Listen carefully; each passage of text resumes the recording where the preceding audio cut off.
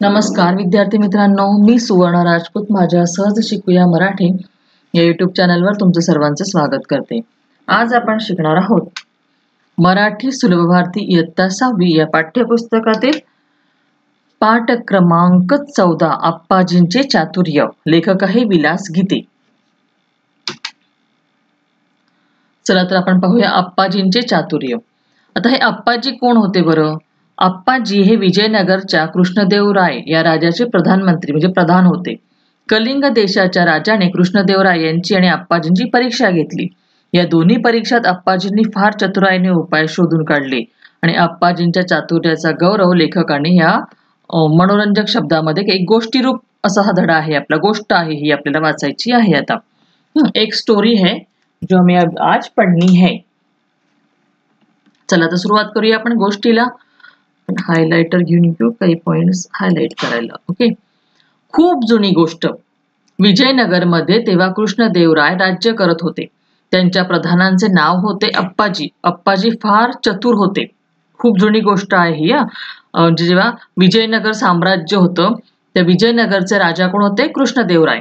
त्यांचे प्रधान होते अप्पाजी। अप्पाजी हे खूप चतुर हुशार म्हणजे अगदी स्मार्ट क्लेवर बुद्धिमान होते। ते चतुर म्हणजे बुद्धिमान होते। एक बहुत पुरानी स्टोरी है बच्चों ये। विजयनगर साम्राज्य था, उनके राजा थे कृष्णदेवराय। तब वो राजा थे और उनके प्रधान जो थे उनका नाम था अप्पाजी। अप्पाजी बहुत ही होशियार बुद्धिमान थे, स्मार्ट थे। उत्तरेकडे कलिंग राज्य होते। त्या राज्याच्या राजाला वाटले एकदा आपणही अप्पाजींची चतुराई पाहावी, म्हणून त्याने कृष्णदेवरायांना निरोप पाठवला।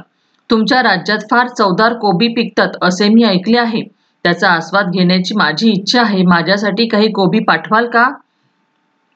आता विजयनगरच्या उत्तरेला म्हणजे नॉर्थ साइडला एक कलिंग नावाचं राज्य होतं। त्या राजाला असं वाटलं की हे अप्पाजी खूप चतुर आहे असं म्हणतात विजयनगरचे प्रधान, आपण पण त्यांची काय चतुराई आहे हुशारी आहे ते पाहूया। म्हणून त्यांनी कृष्णदेवरायांना निरोप पाठवला की तुमच्या राज्यामध्ये कोबी माहिती ना तुम्हाला, ती कोबीची भाजी करतो आपण, ही कोबी खूप छान पिकतात असे मी ऐकले आहे। तर आम्हालाही त्याचा आस्वाद घेणे म्हणजे चव चाखणे, आम्हाला पण त्याची टेस्ट घ्यायची आहे। कशी आहे तुमच्याकडची कोबी? आस्वाद म्हणजे टेस्ट, चव घेण्याची इच्छा झाली आहे, तर माझ्यासाठी तुम्ही कोबी पाठवाल का असं त्यांनी राजा कृष्णदेवरायांना सांगितलं। विजयनगर के नॉर्थ में कलिंग नाम का दूसरा राज्य था। उस राज्य के राजा को पता था कि अप्पाजी बहुत होशियार है, पर उन्होंने अप्पाजी की चतुराई देखनी थी। देखते ही कितने होशियार है, उनकी परीक्षा उनको लेनी थी। इसलिए उन्होंने राजा कृष्णदेवराय को मैसेज भेजा कि आपके राज्य में बहुत ऐसी टेस्टी कोबी मिलती है। कोबी की सब्जी आपको पता है ना, तो कोबी की सब्जी आपके यहाँ पे बहुत आस्वाद, तो मुझे उसका आस्वाद लेना है। आस्वाद यानी टेस्ट लेना है, मुझे भी खानी है वो, मेरे मन में ऐसी इच्छा हुई है, तो आप मुझे वो कोबी भेज सकते हो क्या? ऐसा वो मेसेज भेजते। कलिंग राजाला कोबी पाठवण्याची कृष्णदेवरायांना इच्छा होती, पण ते पाठवणार कसे? त्या काळी आजच्या सारखी वाहतुकीची जलद साधने नव्हती। वाहतूक चालायची ती बैलगाड्यांमधून। बैलगाड्या कलिंग राज्यात पोहोचायला 3 महिने लागत। आपण चांगली ताजी कोबी पाठवली तरी ती कलिंग राज्यात जाईपर्यंत कुजून जातील असे राजाला वाटले। आपली शंका त्यांनी अप्पाजींना सांगितली। अप्पाजी म्हणाले, त्यात काय अवघड आहे? एका बैलगाडीतून गाडीवानाला बसण्यापुरती जागा सोडून बाकीच्या जागेत माती भरा, त्या मातीत कोबीचे बी पेरा, रोज कोबीच्या रोपांना पाणी देत पुढे जायला गाडीवानाला सांगा। गाडी कलिंग राज्यात पोहोचेपर्यंत कोबी तयार होतील। राजाने अप्पाजींच्या सांगण्याप्रमाणे एका गाडीत माती भरून त्यात कोबीच्या बिया पेरून ती कलिंग राज्याकडे रवाना केली। गाडीवान प्रवासात रोज कोबीच्या रोपांना पाणी देत होता। 3 महिन्यांनी ती बैलगाडी कलिंग राज्यात पोहोचली। कलिंग राजाला ताजी कोबी मिळाली, त्याला आनंद वाटला, अप्पाजींचे कौतुकही वाटले।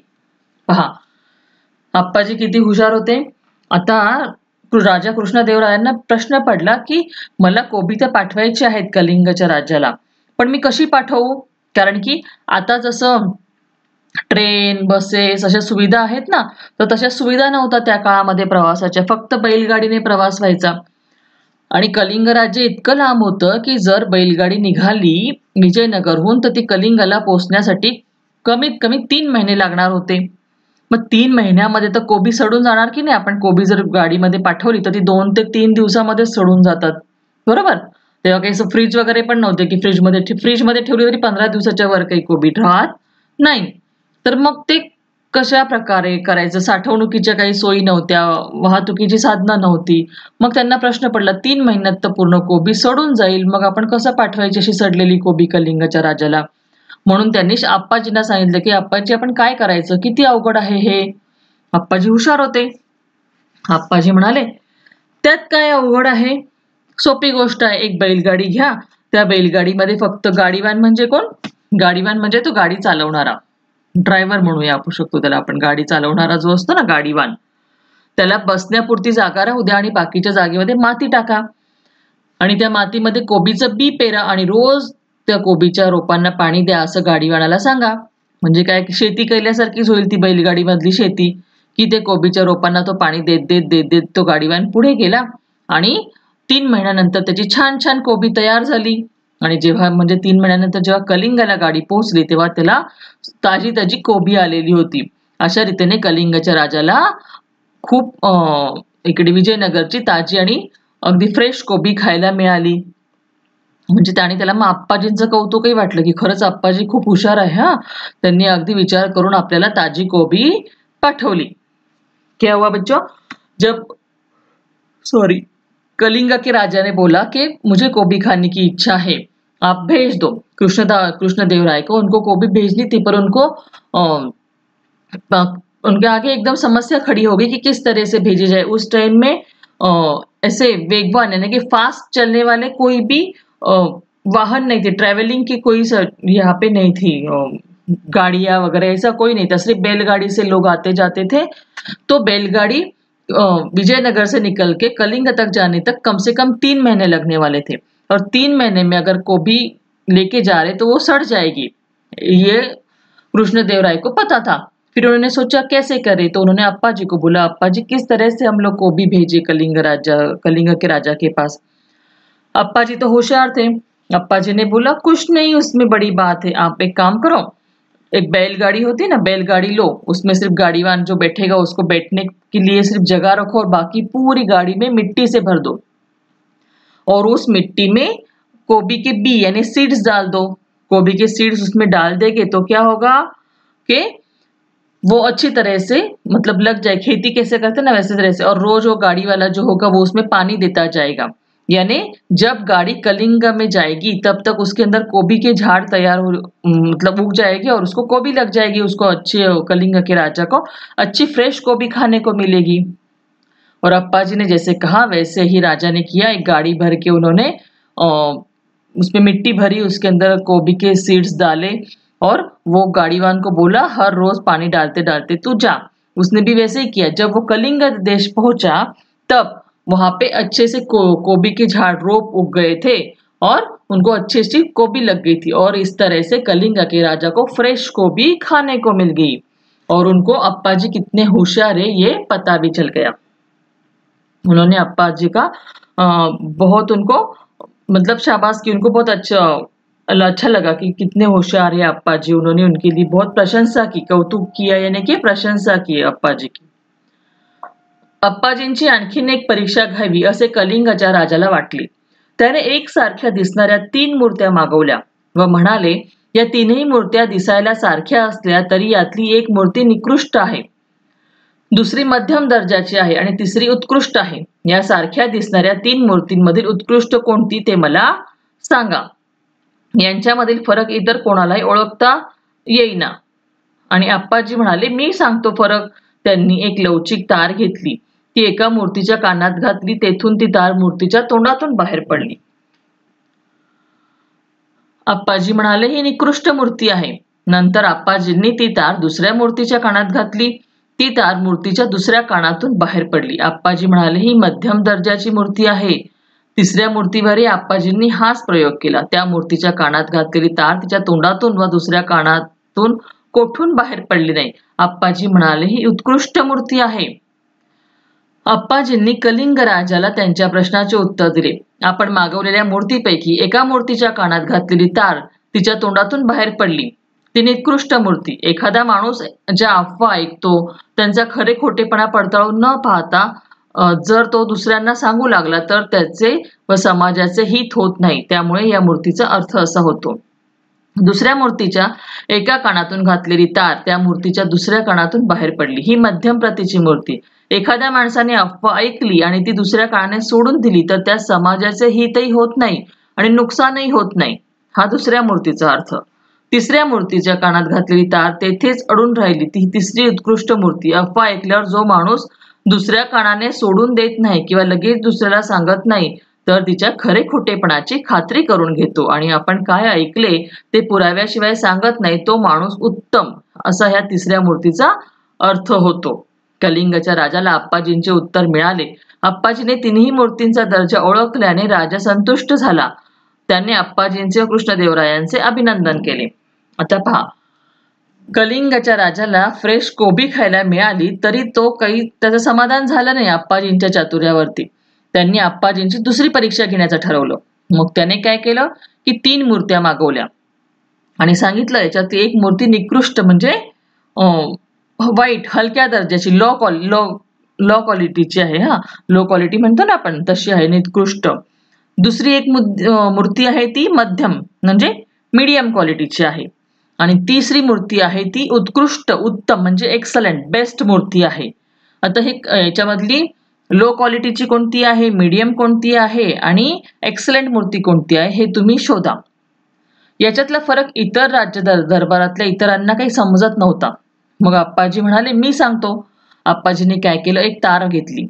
तार असते ना, वायरची वगैरे तार असते ना, ती तार घेतली आणि त्यांनी काय केलं, पहिल्या मूर्तीच्या कानामध्ये ती तार टाकली आणि तार टाकल्यानंतर ती कानात टाकलेली तार त्या मूर्तीच्या तोंडातून बाहेर पडली. आता काय झालं ते लक्षात ठेवा. त्यांनी कानात टाकलेली तार मूर्तीच्या तोंडातून बाहेर पडली. मग आप्पाजी म्हणाले ही निकृष्ट मूर्ती आहे. मग पुढच्या मूर्तीकडे आप्पाजी गेले. त्यांनी परत त्या मूर्तीच्या कानात तार टाकली, पण ती तार या वेळेला मूर्तीच्या दुसऱ्या कानातून बाहेर पडली. लक्षात येते का, मूर्तीच्या दुसऱ्या कानातून बाहेर पडली. मग आप्पाजी म्हणाले ही मध्यम दर्जाची म्हणजे मीडियम मूर्ती आहे. तिसऱ्या मूर्तीवर पण आप्पाजींनी असंच केलं, तिच्या कानामध्ये तार टाकली, पण या वेळेला तार तोंडातून किंवा दुसऱ्या कानातून कुठूनच बाहेर आली नाही, ती आतल्या आतच राहिली. मग आप्पाजी म्हणाले ही उत्कृष्ट मूर्ती आहे. मग आप्पाजींनी कलिंग राजाला म्हटले की तुम्ही मागवलेल्या मूर्त्यांपैकी पहिल्या मूर्तीच्या कानात मी जेव्हा तार घातली ना ती तिच्या तोंडातून बाहेर पडली. म्हणजे असे काही लोक असतात आपल्या समाजामध्ये जे काही खोट्या बातम्या असतात, अफवा असतात ना. अफवा म्हणजे काय, खोट्या बातम्या. कुठे गेला आपला अफवा शब्द होता नाही ते. अफवा म्हणजे खोट्या बातम्या काही लोक ऐकतात आणि त्या खऱ्या आहेत की खोट्या आहेत हे न ऐकता सरळ ते लोकांपर्यंत सांगतात.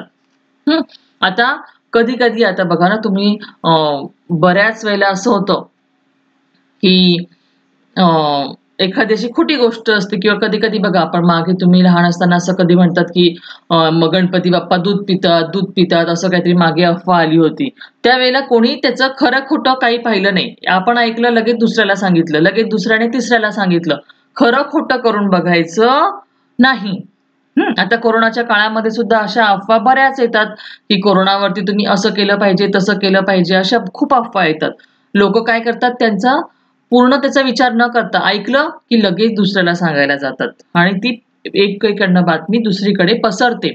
अशाने काय होतं की त्या व्यक्तीचं पण त्याच्यामध्ये हित होत नाही आणि समाजाचं पण हित होत नाही. ह्या खोट्या बातम्यांमुळे काय होतं विद्यार्थी मित्रांनो, ते स्वतःचं पण त्याचं हित नाही होत आणि समाजाचं पण हित त्याच्यामध्ये होत नाही. कदाचित नुकसानच होतं. म्हणजे आपण जे ऐकलंय ते खरं आहे की खोटं आहे हे पहिले आपण तपासून पाहिलं पाहिजे आणि मगच दुसऱ्यांना सांगितलं पाहिजे, तर ते चांगली गोष्ट आहे. पण पहिली मूर्ती कशी होती, नाकात कानातून ऐकलेलं तोंडातून सांगणं म्हणजे ऐकून लगेच अफवा दुसऱ्यांपर्यंत सांगणं, म्हणून ती निकृष्ट होती, लो क्वालिटीची होती. दुसऱ्या मूर्तीचं काय होतं, एका कानातून घातलेली तार दुसऱ्या कानातून बाहेर निघाली. म्हणजे ही मूर्ती कशी होती की ऐकायचं आणि सोडून द्यायचं, त्याच्यावर काही विचार करायचा नाही. पण हे पण घातक आहे. एखादी गोष्ट जर आपण ऐकली तर ती खरी आहे की खोटी आहे हे आपण जाणून घेतलं पाहिजे ना, असं सोडून नाही दिलं पाहिजे. याच्यामध्ये समाजाचं नाही नुकसान होत नाही, पण त्या व्यक्तीचं नुकसान होतं. कधी कधी खरी गोष्टही असू शकेल पण त्याच्याकडे त्याने दुर्लक्ष केलेलं असेल, असंही होतं की नाही. तर नुसतं ऐकून सोडून द्यायचं नाही. तर तिसरी मूर्ती होती, तर त्याच्यात काय होतं की त्याच्यात कानात टाकलेली तार कुठूनच बाहेर निघाली नाही. म्हणजे काय की जी अफवा किंवा एखादी खोटी बातमी किंवा खरी बातमी, एखादी बातमी जर त्या व्यक्तीच्या कानावर पडली, तर ती व्यक्ती ती कोणाला सांगतही नाही आणि सोडून पण देत नाही. त्याच्यावरती विचार करतं, ही खरी आहे की खोटी आहे.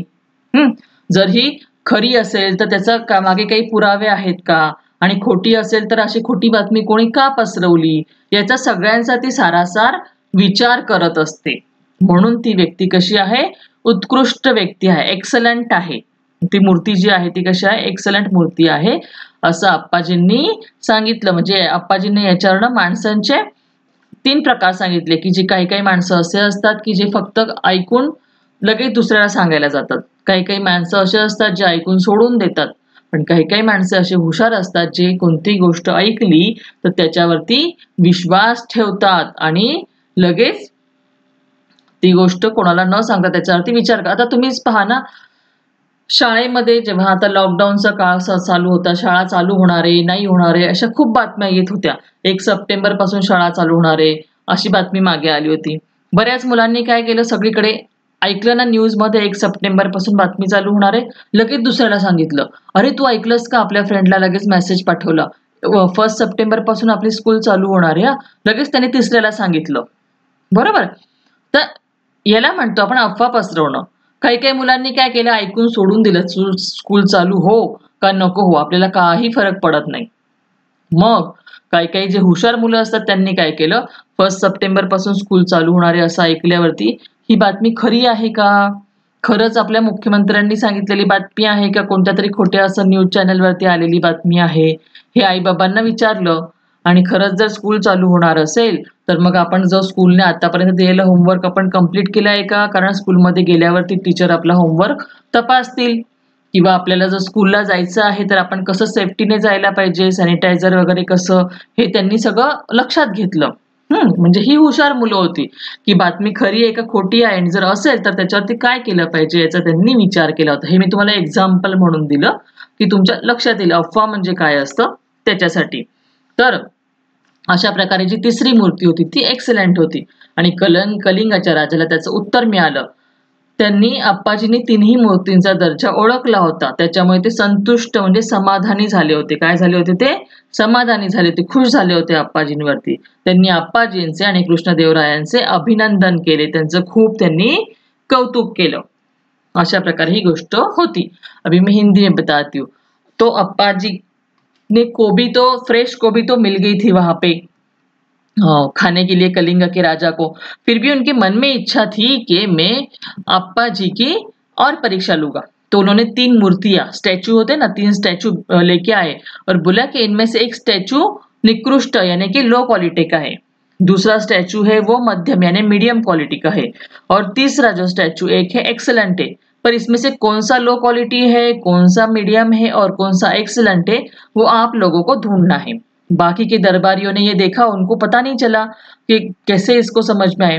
तो अप्पा जी बोले मैं इसका आंसर देता हूँ. अप्पा जी ने एक तार मंगाया और तार लेके उन्होंने पहली मूर्ति के कान में डाला. पहली मूर्ति के कान में तार डालते ही वो तार मूर्ति के मुंह से बाहर निकला. तो मुंह से बाहर निकलती अप्पा जी ने बोला ये निकृष्ट यानी लो क्वालिटी की मूर्ति है. अप्पा जी दूसरे मूर्ति के पास गए, उन्होंने वैसे ही किया, मूर्ति के कान में तार डाला. वो तार मूर्ति के दूसरे कान से बाहर निकला. अप्पा जी ने तुरंत बोला ये मीडियम यानी मध्यम दर्जा की मूर्ति है. अप्पा जी तीसरी मूर्ति के पास गए और उन्होंने फिर से वही किया, उस मूर्ति के कान में तार डाला.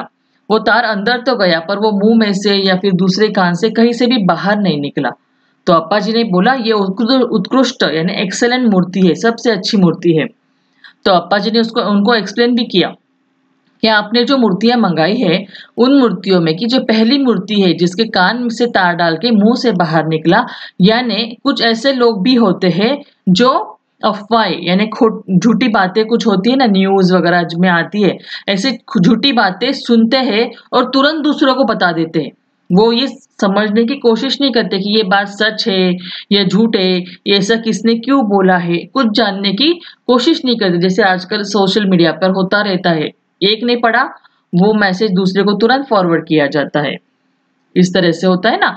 तो उसी तरह एक कान से सुनना और दूसरे को तुरंत बता देना, तो ये अच्छी व्यक्ति की बात नहीं है। ऐसे लोग समाज के लिए भी और खुद के लिए भी नुकसानदायक होते हैं, क्योंकि जो लोग किसी की बात के ऊपर सुन के विश्वास रखते हैं और तुरंत दूसरे को बताते हैं वो बात सच है या झूठ है ये जाने बिना, तो ये अच्छी बात नहीं है ना बच्चों। हमने कोई भी अफवाह हमारे कान पे आती है तो पहले वो बात सच है या झूठ है वो हमें जाननी चाहिए, उसके बाद ही वो किसी को बतानी चाहिए। हम ऐसे नहीं बता सकते कि ये हो गया वो हो गया, ऐसी झूठी बातें हमें नहीं फैलानी चाहिए। तो ये पहली मूर्ति इस तरह की बातें फैलाती है, दूसरों को तुरंत बता देती है, तो ये निकृष्ट है, लो क्वालिटी की है। दूसरी मूर्ति ऐसी है कि जिसके एक कान से मैंने तार डाला दूसरे कान से निकल गया। यानी कुछ ऐसे लोग होते हैं समाज में जो कुछ बातें सुन लेते हैं और दूसरे कान से निकाल देते हैं, उनके ऊपर ध्यान भी नहीं देते कि अपने पास ये न्यूज आई है, ये सच है झूठ है, उसके ऊपर सोचना वगैरह कुछ नहीं करते हैं, सीधा वो बात अपने दिमाग से निकाल देते हैं। इससे समाज का कुछ नुकसान नहीं होता है, पर उन लोगों का नुकसान हो सकता है। सभी वक्त हमें सब झूठी अफवाहें नहीं आती है, कभी कभी सच बातें भी आ जाती है। अगर हमने ऐसे छोड़ दिया तो कभी कभी कुछ अच्छी बातें हम लोगों से सुनने से हम लोग परे हो जाते हैं, हमें नहीं सुनने को मिलती है, तो ये भी नुकसानदायक है। इसलिए ये सेकंड मूर्ति जो है वो मध्यम दर्जा यानी कि मीडियम क्वालिटी की है। और तीसरी मूर्ति जो थी कि जिसके कान में मैंने तार डाला पर वो कहीं से भी बाहर नहीं निकला, नाक में से, कान में से, मुंह में से बाहर नहीं निकला। इसीलिए यानी कि कुछ ऐसे लोग भी होते हैं समाज में जो बात सुनते हैं पर वो तुरंत किसी को बोलते भी नहीं, उसको अनसुना भी नहीं करते हैं, उसके ऊपर सोचते हैं कि जो बात हमारे कान तक आई है, हमने सुनी है, वो सच है या झूठ है।